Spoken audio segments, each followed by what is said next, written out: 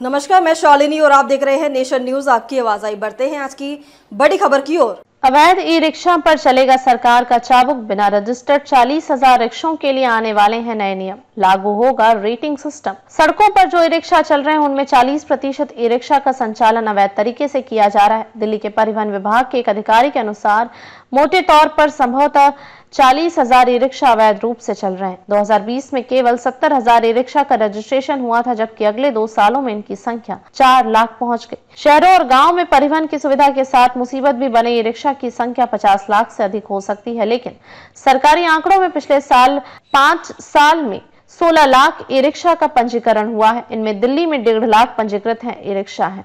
एक अनुमान है कि सड़कों पर जो ई रिक्शा चल रहे हैं उनमें 40% ई रिक्शा का संचालन अवैध तरीके से किया जा रहा है। दिल्ली के परिवहन विभाग के एक अधिकारी के अनुसार मोटे तौर पर संभवतः 40,000 ई रिक्शा अवैध रूप से चल रहे हैं।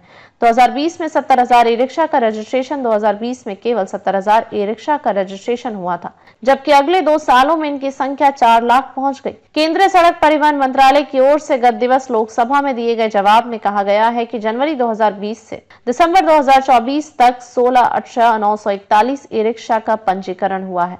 सरकार से पूछा गया कि क्या देश में ई रिक्शा की अनुचित तरीके से बिना रोक टोक मैन्युफैक्चरिंग हो रही है। मंत्रालय ने जानकारी दी कि पूरे देश में 740 ई रिक्शा निर्माण इकाइयां पंजीकृत हैं। केंद्रीय मोटर वाहन नियमों के मुताबिक ई रिक्शा के प्रोटोटाइप को मंजूर कराना आवश्यक है। ई रिक्शा संचालन में इन्फोर्समेंट की जिम्मेदारी किसकी? ई रिक्शा संचालन में इन्फोर्समेंट की जिम्मेदारी किसकी? मंत्रालय ने कहा कि ई रिक्शा संचालन में इन्फोर्समेंट की जिम्मेदारी राज्य सरकारों की है।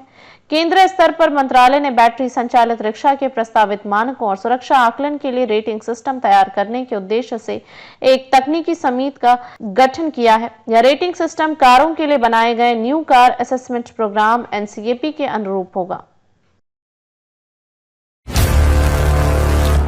सड़क से सदन तक हर गतिविधियों पर रहेगी हमारी पैनी नजर। आपकी आवाज गूंजेगी चारों तरफ।